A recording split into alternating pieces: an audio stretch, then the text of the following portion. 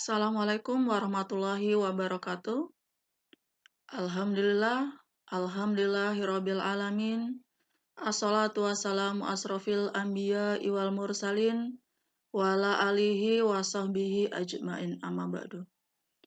Puji syukur kita panjatkan kehadirat Allah Subhanahu wa taala karena kita masih diberikan nikmat kesehatan, kita masih diberikan nikmat umur panjang sehingga bisa bertemu kembali dalam pembelajaran kita pada hari ini. Baiklah anak-anak sekalian, pada hari ini kita akan masuk dalam pembahasan materi mengenai melaksanakan pengurusan jenazah.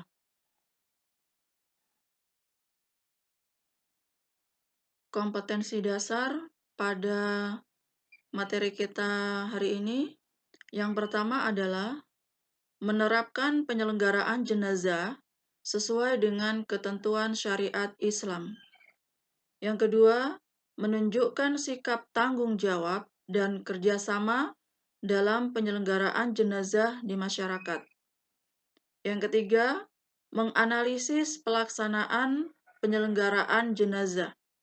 Dan yang keempat, menyajikan prosedur penyelenggaraan jenazah. Adapun tujuan pembelajaran pada hari ini yaitu 1. Peserta didik dapat menerapkan penyelenggaraan jenazah sesuai dengan ketentuan syariat Islam. Yang kedua, menunjukkan sikap tanggung jawab dan kerjasama dalam penyelenggaraan jenazah di masyarakat. Yang ketiga, menganalisis pelaksanaan penyelenggaraan jenazah. Dan yang keempat, menyajikan prosedur penyelenggaraan jenazah.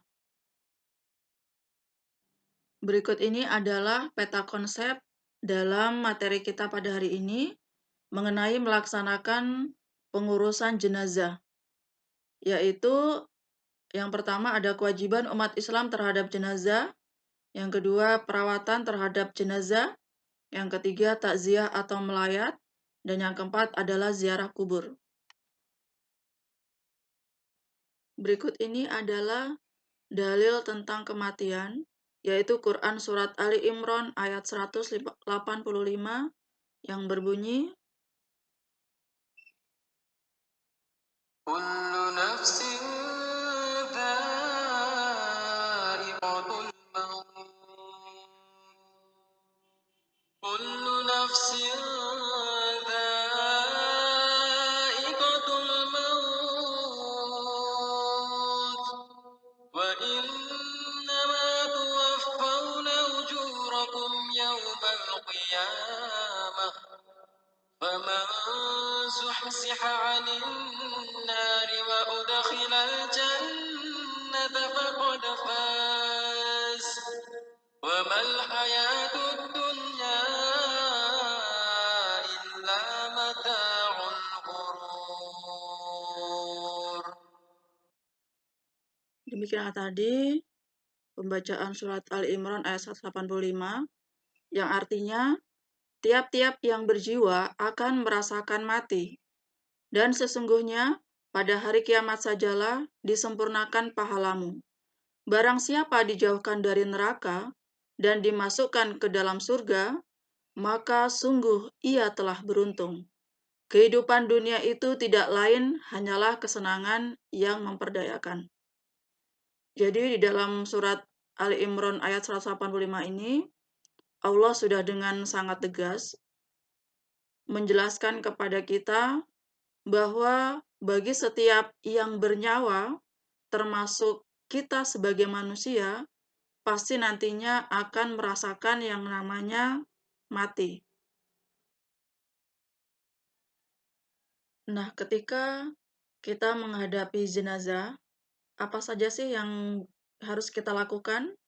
Jadi yang pertama adalah pejamkan mata mayat atau jenazah, kemudian meletakkan jenazah di tempat yang aman, kemudian menutup seluruh badannya dengan kain yang bisa menutupi keseluruhan, dan kemudian kerabat masih boleh mencium. Dalam perawatan jenazah, ada 4 hal yang kita lakukan. Yang pertama yaitu memandikan jenazah, yang kedua mengkafani jenazah, Yang ketiga, mensolati. Dan yang keempat, menguburkan jenazah. Hari ini yang akan kita bahas yaitu ada dua hal. Yang pertama, memandikan jenazah. Dan yang kedua adalah mengkafani jenazah. Sekarang kita bahas yang pertama mengenai memandikan jenazah. Jenazah wajib dimandikan apabila memenuhi dua syarat. Yang pertama, Islam. Jadi jenazah yang bukan beragama muslim, maka kita tidak wajib untuk memandikannya. Kemudian yang kedua, ada tubuhnya walau sedikit. Seperti kita ketahui bersama bahwa terkadang seseorang yang meninggal dunia karena kecelakaan atau karena musibah bencana alam, itu banyak yang kita dapati tubuhnya itu dalam kondisi yang tidak lengkap.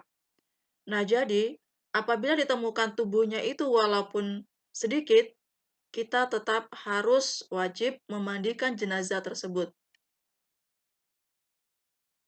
Nah, sekarang siapakah yang berhak memandikan jenazah? Jadi yang berhak memandikan jenazah, apabila jenazah laki-laki, maka yang memandikan itu harus laki-laki juga, selain istri dan mahramnya. Apabila jenazah itu perempuan, maka yang memandikan itu harus perempuan juga, selain suami dan mahramnya. Tetapi suami atau istri itu lebih berhak dibanding mahramnya. Tata cara memandikan jenazah. Yang pertama, dilakukan di tempat tertutup. Yang kedua, di tempat yang lebih tinggi. Yang ketiga, menutup aurat mayat atau jenazah. Yang keempat, mayat disapu perutnya. Yang kelima, dibersihkan mulutnya. Dan yang keenam, dibersihkan najis dan kotorannya. Yang ketujuh, mewudukan, kemudian membasuh seluruh tubuh. Dan yang kedelapan, disunahkan dibasuh 3-5 kali. Setelah proses memandikan jenazah selesai, maka yang selanjutnya kita lakukan adalah mengkafani jenazah. Kain yang digunakan untuk mengkafani jenazah minimal selembar, dan sempurnanya untuk laki-laki itu 3 lembar, dan untuk perempuan adalah 5 lembar.